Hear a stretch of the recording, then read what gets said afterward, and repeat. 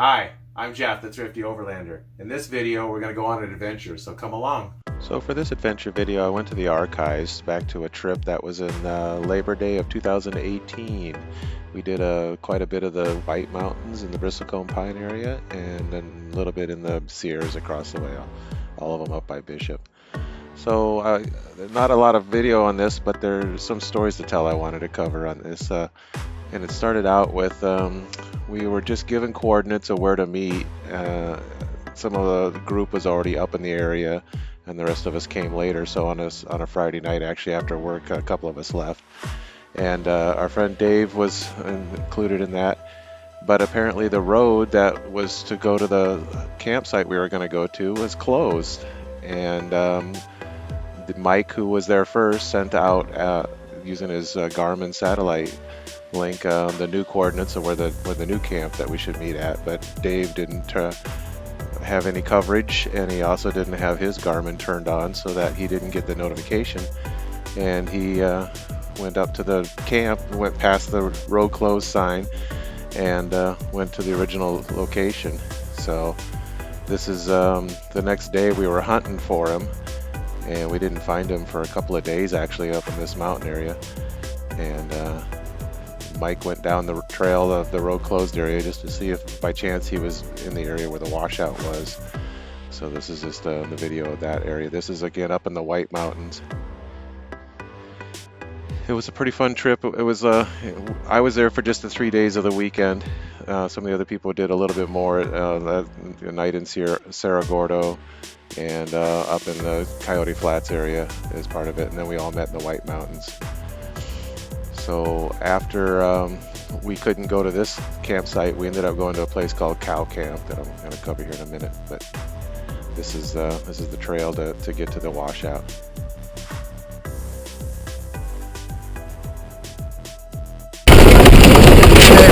The map where the washout starts, and there is no sign of Dave.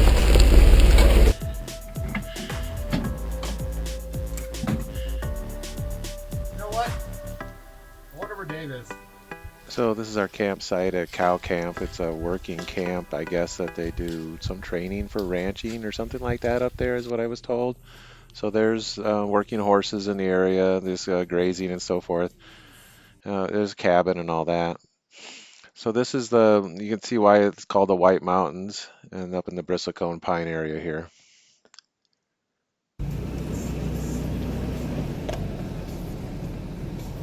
Here's the Bristlecone Pines. We're in the Bristlecone Pine Forest.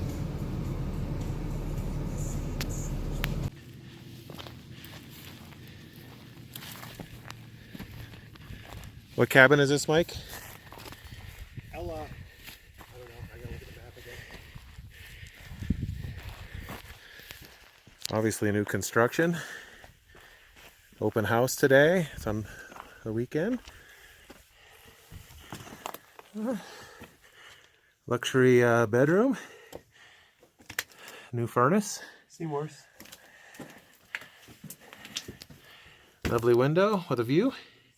When we're overlanding in areas like this, we like to basically hit everything we can in the area, any spur roads or something like that. This was a spur road that we found that came off of the main road up in the Bristlecone Pine area that was near the end of the road, closest to the White Mountain Peak. And it dropped a couple thousand feet down to a pretty nice campsite right next to Cottonwood Creek that's down at the bottom of this. So it was a pretty neat area, and not that heavily traveled, though the road looks like it's gotten some use and everything. But it was a nice rugged area to go to, and we had a lot of fun there.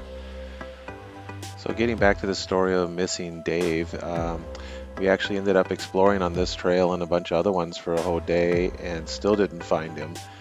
Tried on the radio over and over again and everything, and it turns out he had gotten past the washout area, went to the original camp, and decided that they liked it there enough, and they just spent the whole day there and the next night. So we were just kind of wondering what the heck was happening, and kept roaming all over the mountains using the radios to try to reach him and everything. We figured he must have left or something on that order, because it was a washed out road. So finally, when we were getting ready to leave the mountain area and go across over to the Sierras, we happened to catch him on the radio. He was just kind of coming out of the roads closed area, it took him a little while to get out of there. The washout was bad enough, and he actually sustained a little bit of damage on one of his fenders, and I had to work at it to get out of there. But he did make it out, and we did meet up again. So for a day and a half or so, we were a split up group, and kind of lost each other. But it all worked out in the end. But it does kind of show communications can be kind of key whenever you're doing this and meeting up just by coordinates and so forth. So it was an interesting story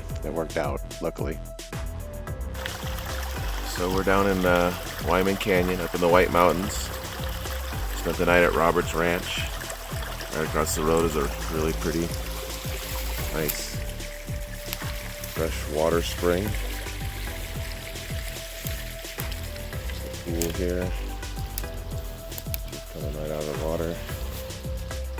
Nice little grassy meadow over towards our camp. There's Ed.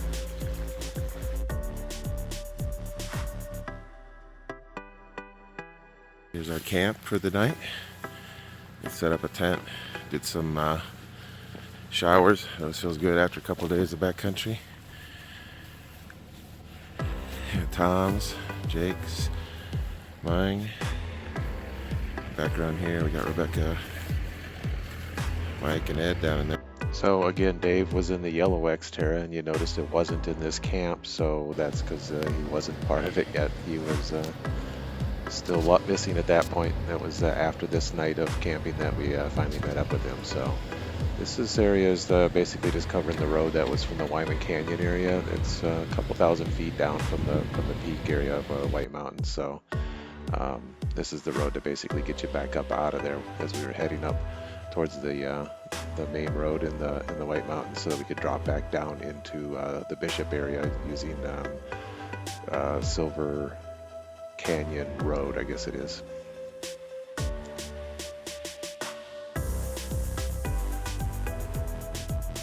At the end of this video, there's a couple more images of some of the other adversities we encountered on this trip as well.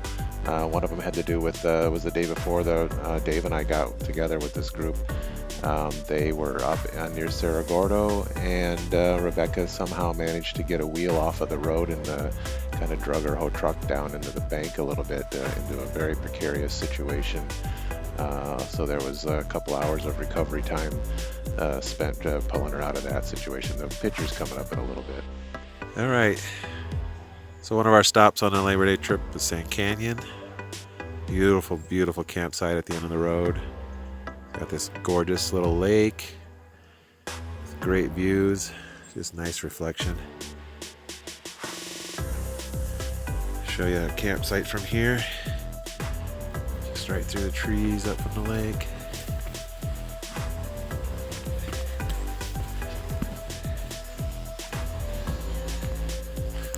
Got Dave's rig.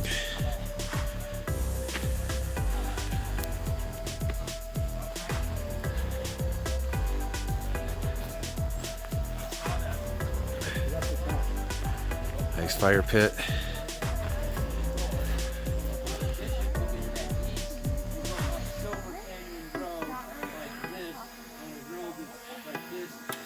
This campsite has always been above the truck one there. of our favorites in the whole area. This is on the Sierra side above Bishop in the area. It's just really nice and nestled in the woods with a great view and the lake and everything. We just always love this place. To go back every, probably at least once a year. So it's just a gorgeous area.